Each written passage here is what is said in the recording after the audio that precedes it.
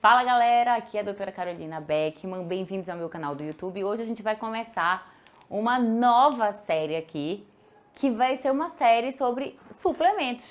São coisas que vocês me perguntam direto no Instagram. Então, vocês perguntam, doutora, o que a senhora toma, o que a senhora toma? Então, sabe o que eu vou ensinar pra vocês? Resolvi ensinar pra vocês como montar uma carteira de suplementos saudáveis, né, baseando naquilo que eu uso no meu dia a dia. Então, atenção, isso não é public post, isso não é recomendação, estou apenas compartilhando com vocês coisas que eu uso no meu dia a dia e também utilizo com a maioria dos meus pacientes, tá bom? Vou ensinar para vocês do zero como montar uma carteira de suplementos para a saúde. O método CBO, ele consiste em avaliar, vou deixar a carteira bem aqui, tá? Um segundo. O método CBO, ele consiste em avaliar o paciente como um todo, dentro da medicina integrativa. Então, o que eu avalio sempre no consultório? Eu avalio a qualidade da alimentação do paciente, eu avalio a qualidade dos treinos do paciente, ou exercício físico, avalio a função intestinal, mas não só a função intestinal, como cirurgiã também do aparelho digestivo, eu diria que eu avalio a função gastrointestinal. Depois, a qualidade do sono, onde do intestino até o sono, a gente chama de eixo intestino-cérebro. E depois, a parte hormonal. Então, para cada um desses conceitos, a gente pode utilizar suplementações diferentes, avaliando cada caso e, inclusive, os exames laboratoriais. Então, por exemplo, vamos falar um pouquinho de suplementos que podem auxiliar a sua dieta. Eu vou falar o suplemento que eu acho mais importante, principalmente para nós paraenses, que os nossos peixes, eles são mais ricos, eles não são tão ricos em ômega 3, tá? Porque eles são peixes de rio, a maior parte deles. Os peixes, para eles serem ricos em ômega 3, eles têm que ser de águas salgadas e profundas, como atum, salmão, a sardinha. Então, a grande maioria das pessoas se beneficia de uma suplementação de ômega 3, tá? Então, eu vou colocar aqui ômega 3. Ele seria, então, um suplemento coadjuvante à falta na dieta. O segundo suplemento que eu acho muito importante, que é um coadjuvante à falta na dieta, é, gente, a vitamina D. Então, a vitamina D, ela entra aqui como um coadjuvante na suplementação da alimentação, porque as fontes de vitamina D são muito poucas. A maioria das pessoas não atinge o valor energético assim de vitamina D no dia, a ingestão diária recomendada. Além disso, a exposição ao sol, a gente vive em caixinhas, né? A gente trabalha o dia inteiro, dificilmente está se expondo ao sol todos os dias. Então, a suplementação de vitamina D, ela é super indicada, tá? Uma das que eu também mais utilizo no meu consultório, na minha vida pessoal. Em relação aos treinos, é muito importante a gente avaliar várias situações nos treinos das pessoas, quando chega lá no consultório. Então eu pergunto, você treina quantas vezes na semana? 2, 3, 4? Qual é o tipo de atividade física que você faz? É musculação? É treino funcional? Se é musculação, você está conseguindo, né, carregar qual carga? Você está progredindo nessas cargas? Elas são cargas progressivas? Seja em peso, seja em número de repetição, ou há 10 anos que você faz 3 séries de 10 e 3 séries de 12, né? Ou 3 séries de 15. Então, esse tipo é acompanhado de personal, não é acompanhado de personal. A gente pode bater um papo com o seu personal para saber que nível de treinamento que você tá. Existem alguns suplementos muito utilizados para a melhora da performance nos treinos. Muita gente pergunta assim, o que é pré e pós-treino? A gente vai separar um vídeo só para isso, mas eu vou colocar aqui, como eu estou ensinando para vocês a como fazer uma carteira de suplementos básicos para a saúde, eu colocaria aqui a suplementação mais importante para a melhora de performance nos treinos é a creatina. Então, se eu colocar aqui creatina, eu ensinaria mais para vocês o que? Geralmente, as mulheres, elas utilizam em torno de 3 gramas ao dia, os homens em torno de 5 gramas ao dia, tudo isso individualizado, pode ser individualizado, tá, gente? E no mínimo, um uso mínimo de 8 a 12 semanas para você ter uma noção. Só vale a pena também para quem já tá começando legal nos treinos ou se você tem uma população ali mais idosa, com sarcopenia, uma redução muito grande da massa muscular, e a creatina ela pode ser utilizada como um suplemento que vai melhorar tanto a manutenção quanto o ganho de massa muscular desses pacientes idosos. E também temos estudos recentes comprovando o efeito da creatina numa melhora da cognição, memória, raciocínio. Então seria um dos suplementos também que eu mais utilizo no meu dia a dia. Vamos lá para a parte da saúde gastrointestinal. Então, como alguém que sempre, assim, por muitos anos atendeu na gastroenterologia, quais são as perguntas básicas que eu faço aos meus pacientes? Então, você tem alguma queixa de azia, queimação, empachamento, distensão abdominal, aquelas coisas que você come e fica igual um baiacu? Pois é. Então, isso pode estar relacionado à sensibilidade alimentar, assim como alergias ou intolerâncias, a se alimentar sem horário, horários desregulados, excesso de estresse, ansiedade, uso recente de medicamentos como antibióticos, anti-inflamatórios, analgésicos. Então, tudo isso pode reduzir a sua camada protetora lá no estômago. Além disso, a bebida alcoólica e o tabagismo, o cigarro. Tem uma bactériazinha também chamada H. pylori que pode piorar os sintomas de dor epigástrica, azia, queimação e que a gente só consegue fazer o diagnóstico através da endoscopia digestiva alta com biópsia. Então, o paciente tendo algum tipo de sintoma gastrointestinal, a gente vai ver se esses sintomas são por excesso de acidez ou falta de acidez, tá bom?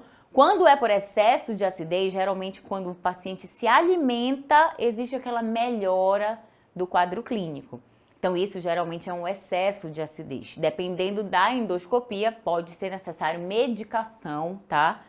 Que são os inibidores da acidez, inibidores de bomba de prótons, mas se for um paciente que que se sente com desconforto após se alimentar, geralmente é uma falta de enzimas digestivas e o paciente vai se beneficiar do uso de cloridrato de betaína ou outras enzimas digestivas como papaína, bromelina, pancreatina, tá bom? Ou as lipases.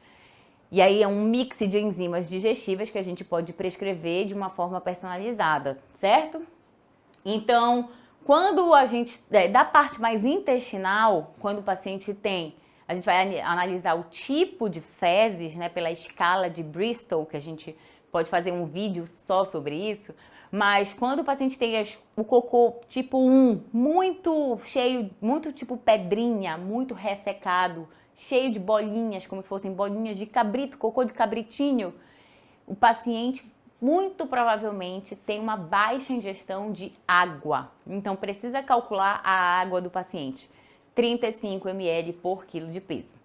Depois, ou se ele tem as fezes mais para o tipo 6, 7, que são fezes mais pastosas ou até líquidas, a gente tem que pensar em sensibilidade alimentar, em parasitose, temos que pensar em alergias, intolerâncias, né? Lactose principalmente. E ver se o paciente tem também junto distensão, refluxo, provavelmente ele está num quadro de disbiose intestinal, que é uma alteração tanto na quantidade de bactérias quanto na qualidade de bactérias, tá bom? Então, nesses casos, principalmente quando o paciente ainda vem associado quadros de candidíase, de infecção urinária, de repetição, alergias de pele, rinite, sinusite, rosácea, tudo isso a gente pode fazer a prescrição dos probióticos. Então, existem inúmeras cepas que a gente pode utilizar, mas eu sempre digo que os probióticos eles precisam ter pelo menos 2 cepas de lactobacilos, que são as espécies que colonizam mais o intestino delgado, e pelo menos 2 espécies de bifidobactérias, que são as espécies que colonizam principalmente o cólon, tá? Que é o intestino grosso. Então, sempre buscar múltiplas cepas e numa quantidade de pelo menos de 1 a 5 bi de unidades formadoras de colônia de cada cepa. Então, eu colocaria aqui como um suplemento para ter na nossa carteira, muito importante, os probióticos, certo? Depois, vamos ver o eixo do intestino com o cérebro. Se o paciente tem alterações da função intestinal, muito provavelmente ele vai ter uma alteração no metabolismo do triptofano, serotonina, melatonina. Então, um intestino plenamente saudável, eu estou absorvendo aminoácidos, incluindo o triptofano, que é um dos aminoácidos chaves ali nesse metabolismo na confecção, né, na produção da serotonina pelo intestino.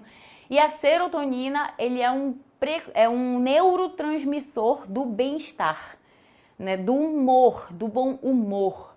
E depois essa serotonina, ela vai lá no cérebro se transformar na melatonina, que é o hormônio do sono. Então, essa sequência a gente precisa pegar aí dos pacientes. Eu colocaria, então, que os probióticos ajudariam no metabolismo do triptofano, que é um aminoácido, também vem da dieta. O triptofano se transforma na serotonina, que é responsável pelo nosso humor. E a serotonina vai se transformar depois no grande hormônio do sono, que é a melatonina.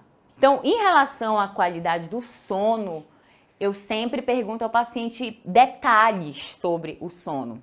Então, assim, que horas você vai para a cama?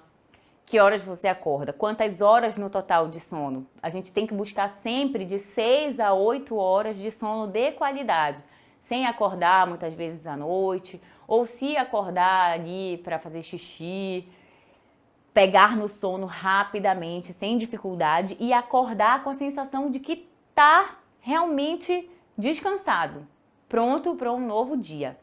Então, assim, não quero obrigar ninguém a acordar 5h20 da manhã como eu acordo, né? Nem 6 horas da manhã como eu acordo, mas Carol, gosto muito de dormir às 10 da noite, acordar às 6 da manhã. Em tempos de pandemia mudou alguma coisa, ainda dormi ali meia-noite, estudando até, mas nunca passo de meia-noite. E dá para acordar de vez em quando no final de semana às 8, mas sempre tenta calcular para dormir de 6 a 8 horas por noite. O nosso sono é muito importante para a produção não só da melatonina, que é um grande hormônio antioxidante, né, anti-envelhecimento. O sono é o sono da beleza, o sono da hipertrofia, é o sono onde a gente vai varrer vários metabólitos que são ruins, vários radicais livres que são ruins para a nossa saúde, certo? Então, um dos suplementos que a gente pode colocar aqui na nossa carteira, que é muito interessante, é a melatonina. Então, eu vou colocar ele aqui como um coadjuvante do sono, a melatonina. Uma suplementação que tem que ser muito bem avaliada. E quanto à parte hormonal, a gente vai avaliar paciente por paciente, individualmente, tá? Porque a gente precisa ver FSH, LH, estradiol, testosterona total, testosterona livre, SHBG, às vezes outros hormônios como DHEA, DHT. Então, precisa ver a idade do paciente, se é do sexo feminino, se é do sexo masculino, se já está em idade de quedas, pausas hormonais, se faz uso de anticoncepcional ou não, se já fez uso de anabolizantes ou não. Então, tudo isso tem que ser avaliado individualmente. Mas o que é mais importante na questão hormonal é que, naturalmente, nós podemos ter níveis excelentes de hormônio, desde que a gente se alimente muito bem com os carboidratos saudáveis necessários, com as gorduras saudáveis necessárias e as proteínas necessárias para o nosso corpo, os aminoácidos, que a gente treine treinos de força, tá? Porque os treinos de força com carga são os treinos mais importantes para a produção de hormônios, que a gente tenha saúde intestinal para poder absorver tudo isso que a gente come, metabolizar tudo isso também, que a gente come de uma forma adequada, que a gente durma bem, aquele tripé básico do dieta, treino e descanso, funciona muito bem para qualquer objetivo, tanto emagrecimento quanto para hipertrofia. E aí e não utilize hormônios exógenos, ou seja, anabolizantes, anticoncepcionais. Os dois extremos, tanto os anticoncepcionais orais quanto os anabolizantes, eles vão influenciar negativamente na tua saúde hormonal natural, certo? Então, aqui na parte da saúde hormonal, o principal recado é anticoncepcionais deixar para último caso e anabolizantes deixar para último caso, né? Eu diria que se você não for um atleta de fisiculturismo, dentro que viva esse mundo, é muito difícil você entrar nessa condição de utilizar um anabolizante e depois não utilizar nunca mais, tá bom? Mas existe uma classe de suplementos que tem um potencial anabólico que se chamam SARMs, que são os Selective Androgen Receptor Modulators, são moduladores seletivos dos receptores androgênicos. Esses suplementos, às vezes vão e voltam na lista da Anvisa, às vezes é permitido ou não a prescrição médica. Eles têm alguns estudos que mostram um potencial anabólico. Existem também alguns fitoterápicos que mostram um potencial de melhor recuperação pós-exercício, como tríbulos, turkesterone, maca peruana, que mais? Fenogrego. Então, são blends de fitoterápicos que alguns pacientes se dão bem. A gente vai ter sempre que levar em consideração a individualidade biológica, mas principalmente o que mais vai dar resultado no emagrecimento é o déficit calórico. A suplementação, ela vem te dar o suporte de saúde para isso. E na hipertrofia, o mais importante é a intensidade, as cargas, o descanso, a alimentação. Eu diria até que a hipertrofia é mais difícil, leva mais tempo do que o próprio emagrecimento. Emagrecimento, você pode ficar sentadinho com a bunda no sofá e basta não comer. Ou fazer o déficit calórico. Agora já a hipertrofia não, você tem que comer direitinho, muitas vezes 5, 6 vezes ao dia, tem que treinar muito pesado e tem que ter o descanso obrigatoriamente. Às vezes para emagrecer não precisa estar dormindo bem, não precisa estar treinando pesado. Então eu diria que emagrecer é mais fácil do que ganhar músculo, certo? Então esse é o meu recado desse vídeo, espero que vocês tenham gostado, curtam, compartilhem aí com os amigos e até o próximo.